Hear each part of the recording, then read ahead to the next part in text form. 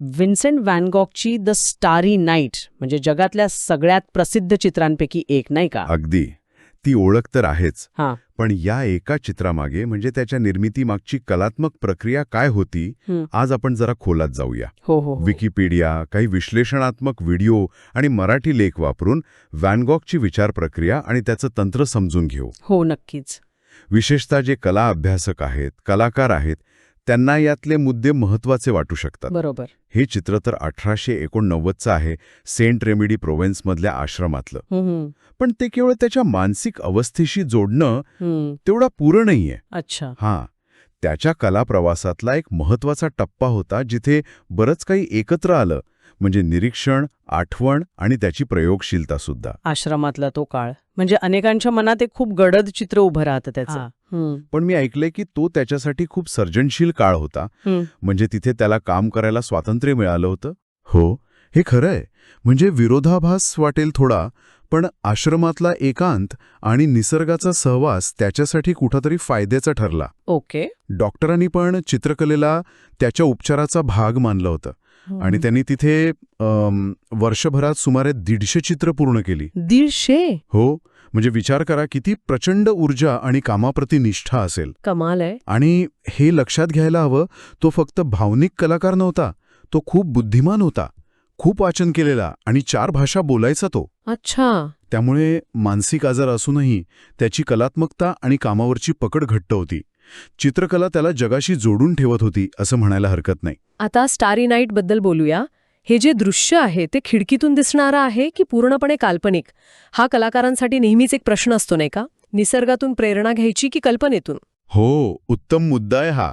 त्याने आश्रमाच्या खिडकीतून पूर्वेकडे दिसणाऱ्या अल्पेस पर्वतरांगांची अनेक रेखाटनं काढली होती, चित्र पण काढली होती वेगवेगळ्या वेळी. पण स्टारी नाईट हे खास आहे कारण हे रात्रीचं एकमेव दृश्य आहे जे त्याने दिवसा काढलं, स्टुडिओत, आठवणीतून. दिवसा? आठवणीतून? हो, म्हणजे त्यात सत्याचा अंश आहे पण कल्पनेचा वाटा खूप मोठा आहे.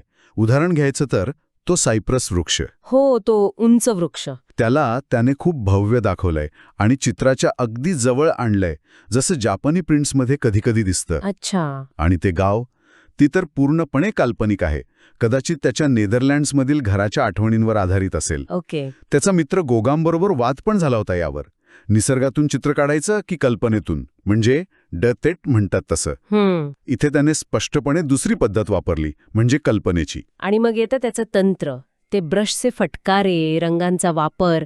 मला वाटतं कला विद्यार्थ्यांना यात खूपच रस असतो. अगदी. व्हॅन गॉगचं वैशिष्ट्य म्हणजे इम्पास्टो. इम्पास्टो म्हणजे कॅनव्हासवर रंगांचा जाड थर लावणं, असा पोत जाणवेल असा. कधीकधी तर थेट ट्यूबमधूनच रंग लावायचा तो. अरे वा. त्याचे लहान, लयबद्ध पण जोरकस फटकारे चित्राला एक वेगळीच ऊर्जा देतात. असं वाटतं की रंग स्वतःच गतिमान आहेत. हो, ते जाणवतं चित्रात. आणि रंगांच्या बाबतीत तो डेलाक्रॉसच्या सिद्धांताने प्रभावित होता. खास करून पूरक रंगांचा वापर, म्हणजे निळा आणि नारंगी, पिवळ्या आणि जांभळ्या. अच्छा, कॉम्प्लिमेंटरी कलर्स. हो, अगदी. त्यामुळे रंग एकमेकांना जास्त तेजस्वी करतात. आणि त्या काळात जे नवीन कृत्रिम रंग आले होते, कोबाल्ट ब्लू, अल्ट्रामरीन, व्हायब्रंट पिवळे रंग, त्याचा त्याने पुरेपूर वापर केला. त्यामुळेच ती चमक दिसते का रंगांमध्ये? नक्कीच. आणि अजून एक प्रभाव म्हणजे जॅपनीज प्रिंट्सचा, होकुसाईसारख्या कलाकारांचा. होकुसाई, द ग्रेट वेव्ह वाला. तोच. त्याच्या कामाचा प्रभाव व्हॅन गॉगच्या चित्रातल्या गडक बाह्य रेषा, रंगांचे सपाट भाड आणि विशिष्ट अँगलमध्ये दिसतो. आणि ते आकाश, ते केवळ रात्रीचं आकाश नाहीये, त्यात एक वेगळीच, काय म्हणू, खळबळ आहे, भावना आहेत. बरोबर. त्या घुसळणाऱ्या आकाशाचे अनेक अर्थ लावले जातात. काही जण म्हणतात ते व्हॅन गॉगच्या भावनिक कल्लोळाचं प्रतीक आहे, काही जण त्याची धार्मिक ओढ पाहतात त्यात. खगोलशास्त्रीय संदर्भ पण आहेत. तो तेजस्वी दिसणारा शुक्रग्रह, जो त्यावेळी पहाटे दिसायचा. चंद्राची कोर पण आहे, जरी ती अगदी अचूक नसली तरी. ओके. आणि कदाचित त्या काळातल्या काही खगोलशास्त्रीय चित्रांमध्ये ज्या सर्पिलाकार आकाशगंगा किंवा धूमकेतू दाखवले होते, त्याची कल्पना त्यात असावी. आणि तो सायप्रस वृक्ष, जो परंपरेने मृत्यूशी जोडला जातो. इथे तो पृथ्वी आणि आकाश यांना जोडणारा एक शक्तिशाली घटक म्हणून उभा आहे. पण गंमत अशी आहे, काय, व्हॅन गॉगने स्वतः प्रतिकात्मकतेपेक्षा त्या वृक्षाचा आकार, त्याचा रंग, म्हणजे त्याचे जे फॉर्मल गुण आहेत त्यात जास्त रस असल्याचं पत्रांमधून लिहिलंय. खरंच हे सगळं ऐकून खूप आश्चर्य वाटतं की व्हॅन गॉगने स्वतः या चित्राला सुरुवातीला अपयश मानलं होतं. हो, हे खरं आहे. त्याने भाऊ थिओला लिहिलेल्या पत्रात तसा उल्लेख केलाय म्हणे. हो, केलाय. त्याने थिओला पाठवलेल्या चित्रांच्या यादीतून ते सुरुवातीला वगळलं होतं आणि नंतर एका पत्रात त्याचा उल्लेख अभ्यासातला अपयश असा केला. अरे, थिओला सुद्धा त्याची शैली थोडी अतिरंजित वाटली होती म्हणे. पण आज बघा, आज हे चित्र आधुनिक कलेचा एक महत्वाचा मापदंड मानला जातो. बरोबर. हा त्याच्या कला प्रवासातला तो टप्पा आहे जिथे तो केवळ वर्णनाच्या पलीकडे जाऊन तीव्र भावनिक अभिव्यक्ती साधण्याचा प्रयत्न करत होता.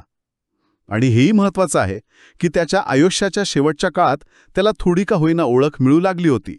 तो पूर्णपणे दुर्लक्षित नव्हता. तर स्टारी नाईट हे केवळ एका भावनिक उद्रेकाचं किंवा वेड्या कलाकाराचं चित्र नाही. ते आहे निरीक्षण, स्मृती, एक प्रगत कलात्मक तंत्र आणि तीव्र भावना यांचं एक अद्भुत मिश्रण. अगदी नजरेने पाहतो आणि भविष्यकाळात जग त्या कामाला जी ओळख देतं यातलं अंतर किती मोठं असू शकतं, नाही का? यावर विचार करायला नक्कीच वाव आहे.